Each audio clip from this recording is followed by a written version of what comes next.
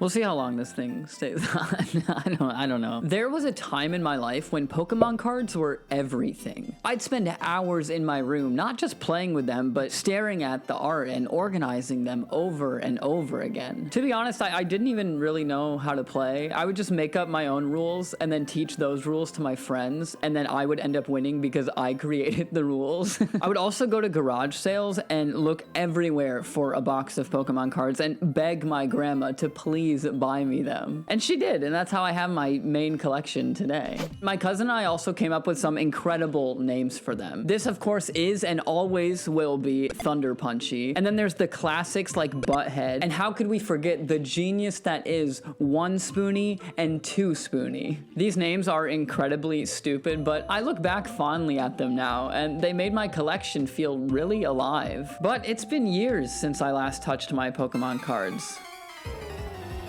Until recently, when I stumbled across my first edition Blaine's Arcanine that my friend folded up and stuffed in his pocket because he wanted it.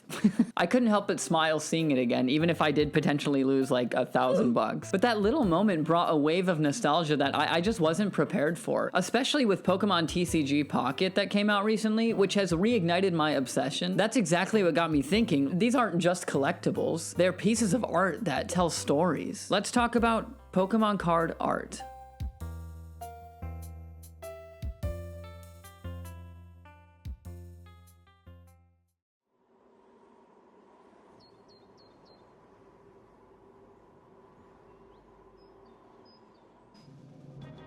So before we dive into the different eras and changes in card art, let's take a moment to appreciate the artists behind these timeless pieces. Behind every card is an artist whose vision and creativity brought each Pokemon to life. One of the earliest artists who helped shape the look of Pokemon cards, Arita's art is filled with a nostalgic charm that many collectors remember fondly. His work on classic cards like Weedle, Squirtle, Dragonair, Charizard, and the legendary Three Birds brings a fantasy-like quality that differs from the polished look we see in modern cards. There's a certain innocence and distinct style in these early illustrations that stands apart, making them feel like more timeless and storybook-like. Arita's cards might look drastically different from modern interpretations, but their uniqueness is part of their charm. It's incredible to think that even today, Arita still contributes to the Pokemon TCG, adding a touch of that original magic to the current generation of cards. Another early pioneer in the Pokemon TCG art scene, Kenibuchi was known for his 3D illustrations that embodied the experimental spirit of the 90s. We love Kenibuchi. We love him. I love this art style so much. He worked on iconic cards like the Energy Flow, Warp Point, Mysterious Fossil, Super Potion, Ghastly, and Diglett, as well as designing the energy cards that still maintain his legacy. What's fascinating about Kenibuchi's contribution is how ahead of its time his 3D renderings were, adding a unique dimension to the cards that made them feel modern even by today's standards. Unfortunately, he stopped creating art for the game in 2002, and there's been a bit of a mystery surrounding his departure. Rumors and old forum posts suggest his passing around 2004, but there's no definitive source that's confirmed this. His absence from the art scene has left fans wondering what his 3D designs would look like if he were still working on it today. Regardless, Kenibuchi's legacy continues, especially in how the energy cards remained unchanged, paying homage to his iconic designs.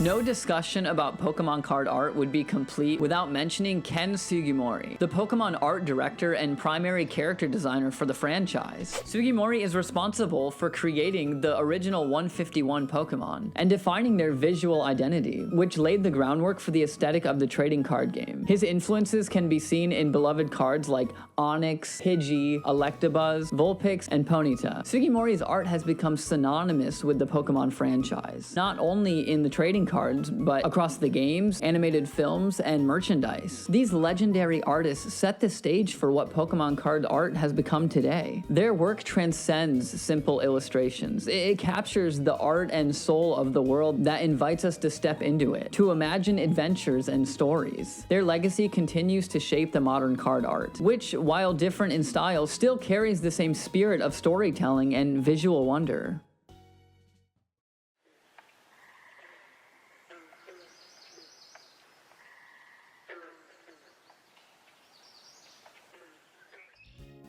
When we look back at the evolution of Pokemon card artwork, we see a fascinating journey that mirrors the franchise's growth, experimentation, and artistic evolution. The art has come a long way since the early days, yet it still carries that spark of creativity that has made Pokemon cards so iconic. The early years of Pokemon card art were marked by the consistent, nostalgic style that many collectors know and love. Cards from the original base set and subsequent sets like the Jungle and Fossil featured simpler, hand-drawn art that captured the innocence and charm of the Pokemon world. These cards stayed relatively true to their original designs, with only subtle changes over the years. Despite their simplicity, these early cards are still considered timeless classics, cherished for their nostalgic value and the foundational role they play in defining Pokemon art. This period marked the first significant shift in the card art style. While many cards still had that classic look, artists began introducing more creative elements and experimenting with new techniques. The Pokemon TCG art started to take on a more refined and slightly more dynamic appearance. The backgrounds became more intricate and the colors started to look richer, giving the cards a bit more metallic look that set them apart from their predecessors.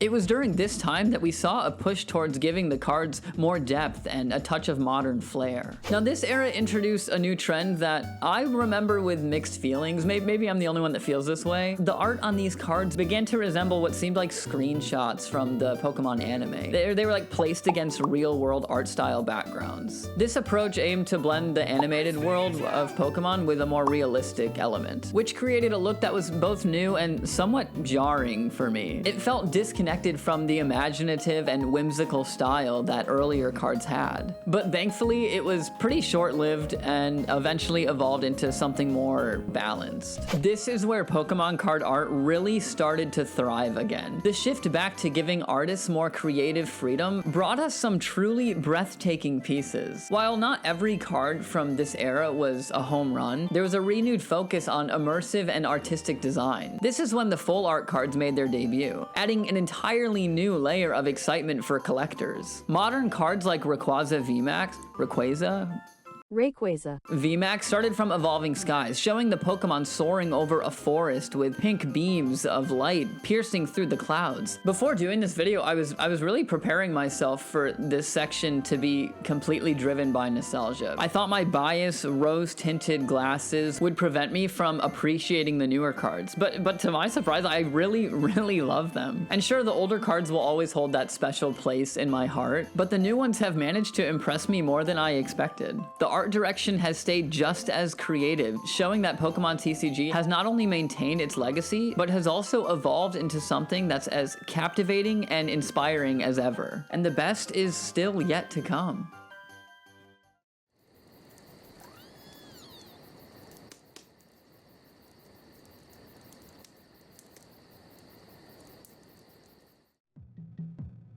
One of the most magical things about Pokemon cards is how much personality and storytelling can be captured in the artwork. These aren't just images of Pokemon, they're snapshots of their lives, full of emotion and depth that stay with fans long after they pull the card from the pack. That's so cringe. Why'd I write that? A perfect example is the original Pikachu from the base set. This card's artwork is unlike anything else. Pikachu stands in a vibrant, almost dreamlike forest clearing, surrounded by lush greenery and wildflowers, with light breaking softly through the leaves. The setting feels whimsical and magical. As a kid, I would stare at cards like this just imagining what it would be like to step inside and look around the corner, see what else is going on in this enchanting forest. It's a perfect little world that feels alive and inviting. It's no wonder that this card is one of the most beloved designs of all time. Then we have my favorite card and also my favorite Pokemon, the original Cubone from the Jungle set. Cubone stands alone on a rocky ledge, gazing out at a distant starry sky. The scene is quiet and bittersweet, perfectly matching Cubone's backstory as the lonely Pokemon. You can feel Cubone's longing, its connection to the world around behind it, and the weight of its journey, this card resonates more than just Cubone. It's a reminder of how deeply the Pokemon TCG can resonate emotionally. We also have the original Bulbasaur card from base set. This also holds a special charm. The artwork is reminiscent of a classic hand-drawn Disney movie, like Alice in Wonderland or The Jungle Book, with its lush, exaggerated foliage and soft, whimsical style. Bulbasaur sits peacefully among oversized leaves and flowers, surrounded by a setting that feels magical and full of life. The scene radiates a warmth and innocence that makes you feel as though you stumbled into a fairy tale. It's the kind of scene that invites you to get lost in it, imagining the adventures Bulbasaur might have gone on in its lush, fantastical world. All of these cards with their unique artwork and storytelling create an incredible feeling that almost pulls you in right into the Pokemon world. But the heart of Pokemon TCG art remains, and modern cards take the same approach, albeit in a different style. Take for instance alt cards. Alt cards like Umbreon VMAX from the Evolving Skies set features Umbreon perched on a rooftop under a moonlit sky. To me, this card captures that same sense of awe and adventure as the original artwork, inviting you to imagine what stories lie in the night city below. Another great example is Galarian Articuno V, where Articuno soars through a stormy sky, capturing the majesty and mystery of this legendary Pokemon. These modern cards may be designed with more advanced techniques and eye-catching details, but they still carry the same feeling that made the early sets so special, which is an innovation to step into the world of Pokemon and imagine the stories that unfold within it.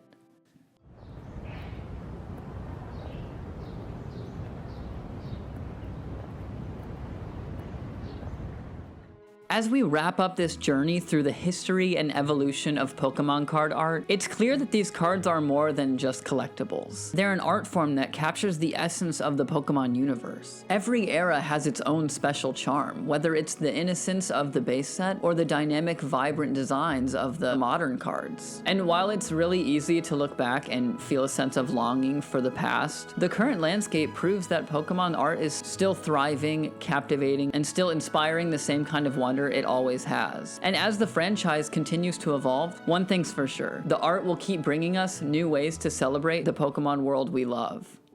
Thank you so much for watching, and I promise I see your comments and I am trying to yap. When I write these scripts, I'm trying to make them like 20 to 30 minutes long, and I just end up talking too fast or my editing cuts it down. But anyway, I'm trying. This shit's hard. Thank you so much for all of your support on the last video. It really, seriously means a lot. So thank you so much for watching, and I'll see you next time.